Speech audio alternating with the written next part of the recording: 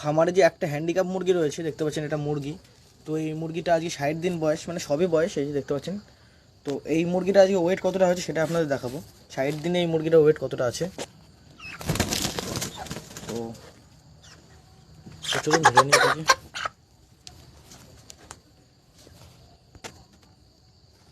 তো এই যে ধরা হয়ে গেছে, মেশিনও অন করা হয়ে গেছে, দেখতে পাচ্ছেন। এই যে 1300 গ্রাম ওয়েট আছে, ব্যাগের ওয়েট বাদ দিয়ে 150 গ্রাম ব্যাগের ওয়েট বাদ দিলাম।